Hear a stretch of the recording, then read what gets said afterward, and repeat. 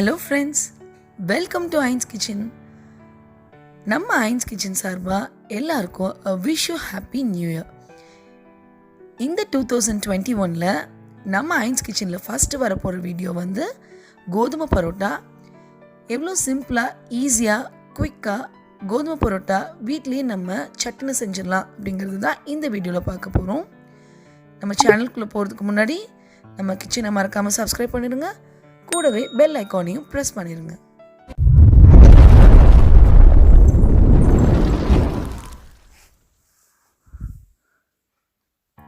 கோதுமை பரோட்டா செய்கிறதுக்கு இன்றைக்கி 1 கிலோ மாவு எடுத்திருக்கேன். 1 கிலோ மாவுக்கு 3 முட்டை, 1 டேபிள் ஸ்பூன் ரவை, 200 மில்லிலேருந்து 250 மில்லி வரைக்கும் எண்ணெய் எடுத்துக்கோங்க. இது அப்ப சோடா, உப்பு தேவையான அளவு, 1 டீஸ்பூன் அளவுக்கு வந்து சர்க்கரை எடுத்திருக்கேன். இப்போ நம்ம வந்து பரோட்டாக்கு தேவையான மாவை பிசைய ஆரம்பிச்சிடலாம். நான் சொன்ன எல்லா இன்க்ரீடியன்ஸையும் நம்ம மாவில் சேர்த்துட்டு மாவை பிசைய ஆரம்பிச்சிடலாம். யூஸ்வலாக பரோட்டா மைதாவில் பண்ணுவாங்க. கோதுமையில் நீங்கள் ஒரு முறை ட்ரை பண்ணி பாருங்கள், ரொம்ப சாஃப்டாக இருக்கும். அதே மாதிரி மைதாவை விட நம்மளுக்கு கோதுமையில் பரோட்டா பண்ணுறது ஹெல்த்தியும் கூட. உங்கள் வீட்டிலையே நீங்கள் வந்து இந்த பரோட்டாவை சீக்கிரமாகவும் ஆஃபன் நீங்கள் செஞ்சு கொடுக்கலாம். இப்போது நம்ம முட்டை எல்லாத்தையும் சேர்த்துட்டு மாவு பிணைய ஆரம்பிச்சிட்டோம். நம்ம எடுத்து வச்சுருக்க எண்ணெயும் சேர்த்தியாச்சு. இப்போ மாவு எல்லாத்தையும் நம்ம ஒன்று திரட்டிட்டு நம்ம மாவு பதத்துக்கு கொண்டு வரத்துக்கு கொஞ்சமாக வெதுன்னு தண்ணி வச்சுக்கோங்க. எப்போவுமே நீங்கள் சப்பாத்தி மாவாக இருந்தாலும் சரி, பரோட்டாக்கு மாவு பிசைஞ்சாலும் தண்ணி கொஞ்சம் வெதுன்னு வச்சு மாவு பிசைஞ்சிங்கன்னா நம்மளுக்கு பரோட்டா சப்பாத்தி எல்லாம் ரொம்ப சாஃப்டாக கிடைக்கும். இப்போ இந்த மாதிரி மாவு எல்லாத்தையும் நம்ம ஒன்று திரட்டியாச்சு. இப்போ மீதம் இருக்கிற எண்ணெயை நம்ம வந்து மாவு மேலே சேர்த்துட்டு நல்லா பிசைஞ்சிடலாம்.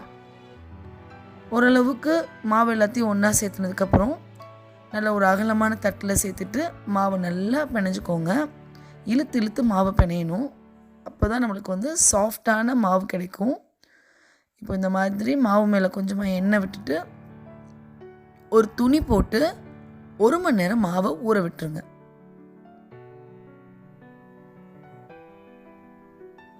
இப்போ 1 மணி நேரம் கழித்து நம்மளோட மாவு கொஞ்சம் சைஸில் பெருசாக இருக்குது பாருங்கள்.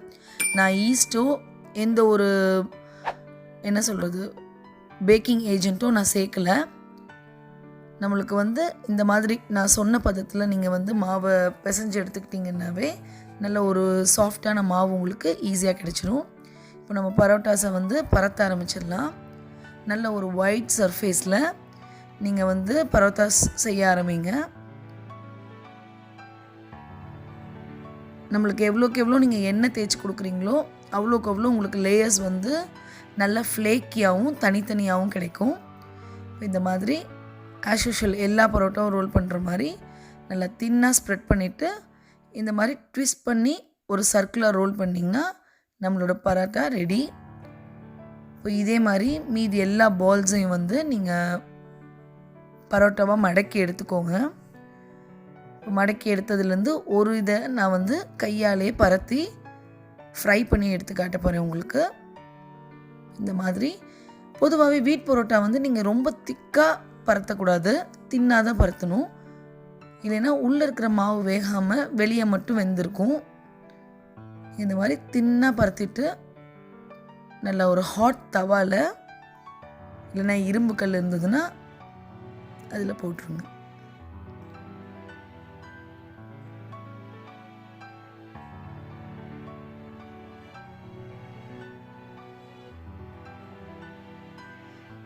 இப்போ பரோட்டாவை 2 புறமாக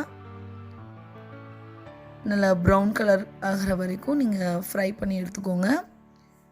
2 புறமும் கொஞ்சம் ப்ரௌன் ஆனதுக்கப்புறம் கொஞ்சமாக நீங்கள் எண்ணெய் சேர்த்து பரோட்டா நல்லா மொறுன்னு கிறிஸ்பியாக வர்ற வரைக்கும் தவாவில் அடுப்பை மீடியம் ஃப்ளேமில் வச்சுட்டு நீங்கள் ஃப்ரை பண்ணிக்கோங்க. இதே மாதிரி நீங்கள் அடுத்தடுத்த பரோட்டாவையும் செஞ்சுக்கலாம். இப்போது ரொம்பவே ஈஸியாக சிம்பிளாக குயிக்காக நம்ம வீட் பரோட்டா வீட்டில் எப்படி செய்கிறதுன்னு பார்த்தோம். கண்டிப்பாக ட்ரை பண்ணி பாருங்கள். பரோட்டா செஞ்சு முடிச்சதுக்கப்புறம் யூஸ்வலாக இந்த மாதிரி தட்டி கொடுத்திங்கன்னா பரோட்டாஸ் நம்மளுக்கு நல்ல லேயராக கிடைக்கும். இந்த மாதிரி தட்டி கொடுத்துட்டு நீங்கள் எந்த டைப் ஆஃப் குருமா வேணாலும் வச்சு சர்வ் பண்ணலாம். கண்டிப்பாக ட்ரை பண்ணி பாருங்கள். ட்ரை பண்ணி பார்த்துட்டு உங்கள் கமெண்ட் செக்ஷனில் சொல்லுங்கள். மறந்துடாமல் நம்ம அயன்ஸ் கிச்சனை சப்ஸ்கிரைப் பண்ணிடுங்க.